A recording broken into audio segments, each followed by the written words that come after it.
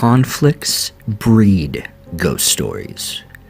With all of the tragedies that occur, it's not uncommon for people to have encounters with some restless spirits. World War II was particularly brutal, and with all of the soldiers, prisoners, and civilians who lost their lives, the possibility of the paranormal is not surprising.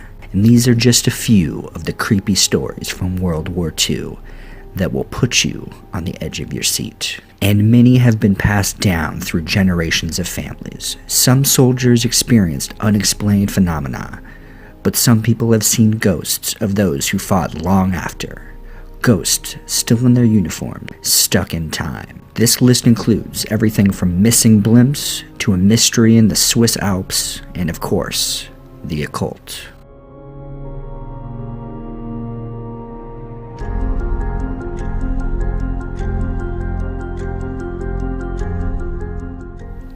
The first story is titled Missing Children. This story comes from Redditor user Igloo440. Their grandfather was a member of the British Army and was stationed in a remote village in the Swiss Alps during the winter of 1943. The village quickly got snowed in, and all the telephone lines were out, the roads were blocked, and the whole battalion was just stuck in the Swiss Alps for the entire winter. Most of the villagers only spoke German, and most of the soldiers only spoke English. So when the soldiers were out at a local bar one night, and a man began yelling, "Where? Take you the children." They were pretty confused. They rounded up a translator and took the man back to the base, where he told them that, since their arrival, several small objects had gone missing. A tarp, some wood, a small axe, and then the children started disappearing. If it had just been one child, they probably would have written it off as a weird or tragic incident. But they were, after all, stuck in the mountains, surrounded by snow and wild animals. But 3 kids? The captain told the villagers that he would continue to look into the matter.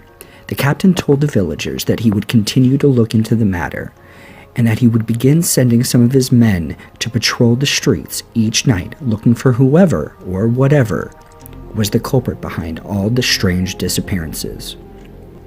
Later that night, Private Reginald disappeared from the barracks. Disappearing children was one thing, but a grown man? It seemed unlikely that an animal, even a wolf, could have taken down a healthy, full-grown man on its own. Naturally, rumors began to surface that there was some sort of monster living in the mountains that came down at night to feast on the occupants of the village. So they keep doing nightly patrols. One night, the grandfather and a few of the other soldiers see a person standing outside the windows of a darkened house, peering into it. They shout for the figure to stay put. Instead, it takes off running. They gave chase. Eventually, it jumped into a hidden cave and began targeting them.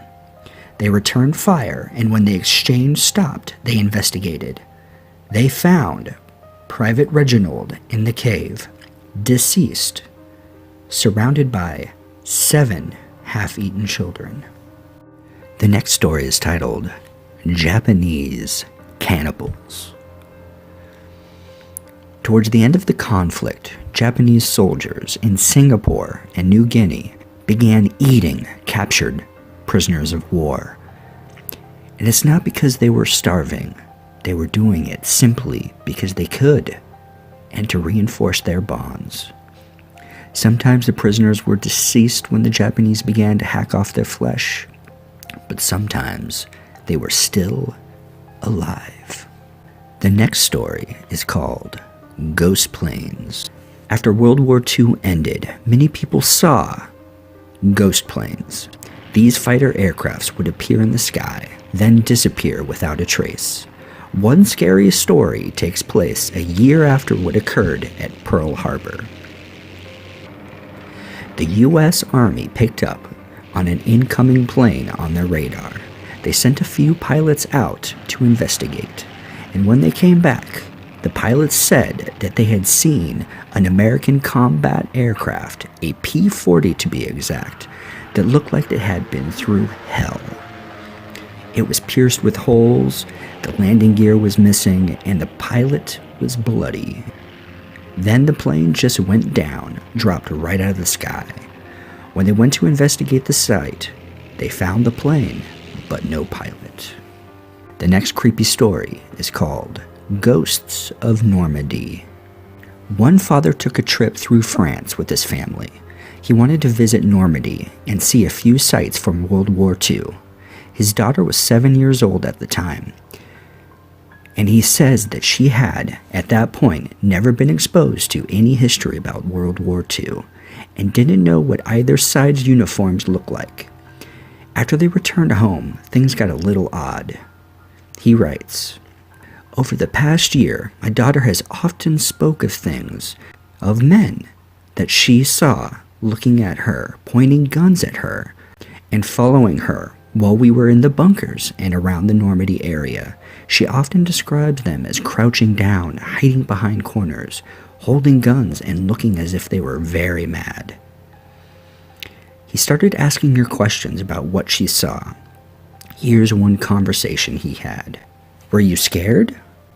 And she replies, "Yes, but I knew they weren't trying to hurt me, so I didn't think anything of it, but there were a lot of them. Everywhere I looked. They were moving around like army men do, kind of crawling but bent over. When we would walk out of the bunker, I would see one in the grass or behind a tree. Then when I was in the car, I could see them looking at me from behind a fence in a field. Sometimes a lot of them, sometimes only one or two." She also described their uniforms perfectly, camouflage and everything. The next story is The Haunted Ship. The SS Chemos was built as an American ship for use in World War II. It was sold to Norway, which used it for arms transport. In 1944, one of the crew ended the life of a radio operator who worked on the ship. The perp then shot himself. Norway covered up the incident and claimed that enemy fire caused the passing of both men. After the conflict, the ship was sold to a Greek shipping company. Strange, unexplained incidents kept happening with the ship. In 1963, it collided into a reef off the coast of Australia. It was towed to Fremantle for repairs. But while it was there, the Chemos caught fire and was to be towed to Hong Kong for more work. It had barely left Fremantle when the tow line snapped and it ran aground.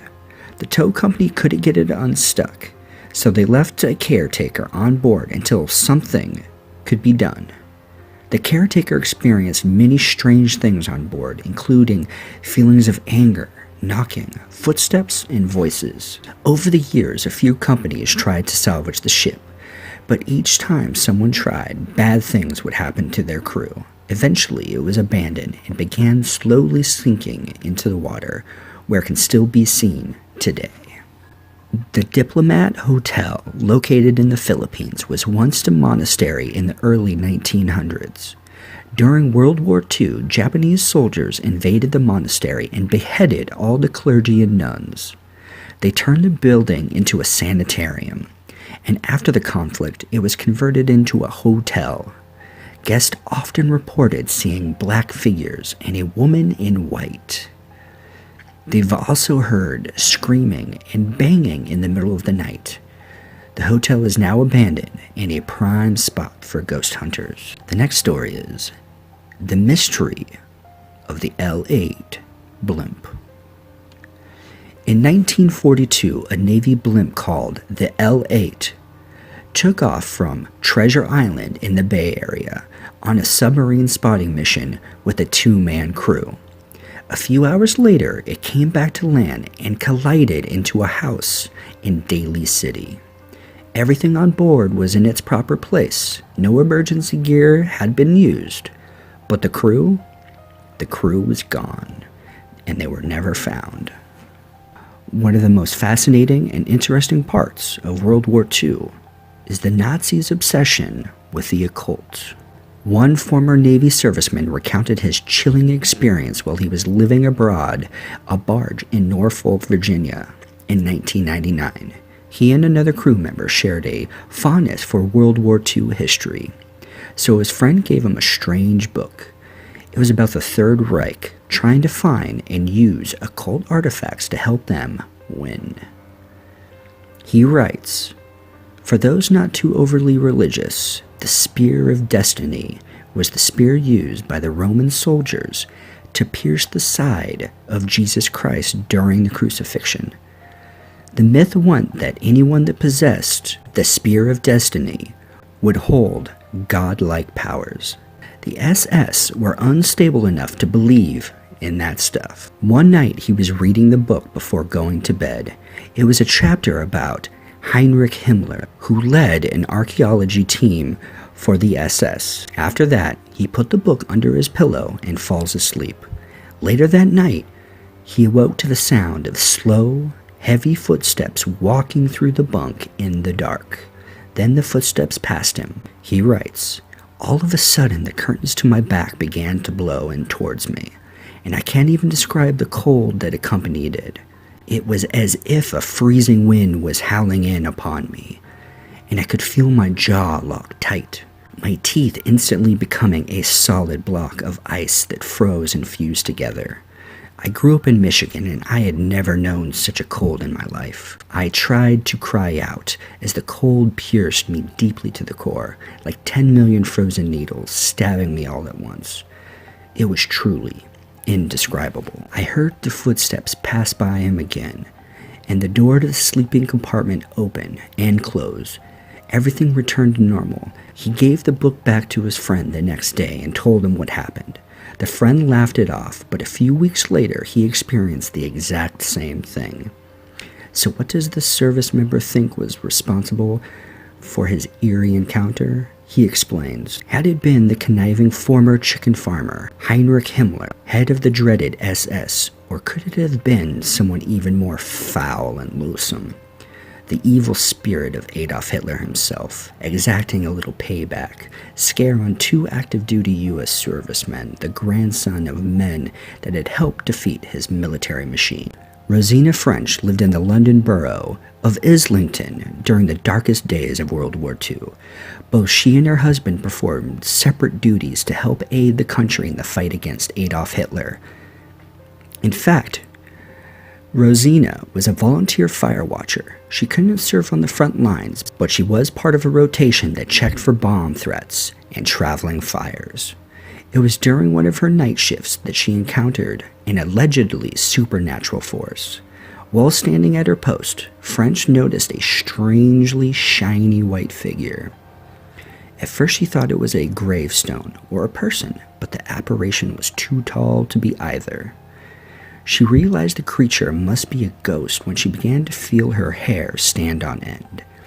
The figure did not approach the woman or harm her, as the story is told by French's son, Alan. It was when she peered more to the left, where she had possibly not glanced before, she experienced what must have been one of the most frightening sights in her life.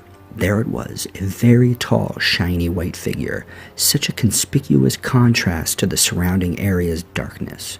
The apparition was too tall for the average tombstone, but more alarmingly, it was also too tall for a living human being. The sighting was so eerie, it must be a ghost. What other explanation could there be? It was definitely a phantom-like figure. The possible reality of the situation had started to sink in. Despite her fear, she nervously accepted that she was witnessing a spectral sighting. A supernatural experience was not one that she wished. My mother was of nervous disposition. In fact, she would be sometimes exceptionally high-strung. Looking at a ghost whilst performing fire-watching duty from her doorstep was not what she needed. She required something to calm her down. She could utter no sound, for her vocal cords became useless. She could not move. She could only stand transfixed in stoic silence. Then something else strange started to happen.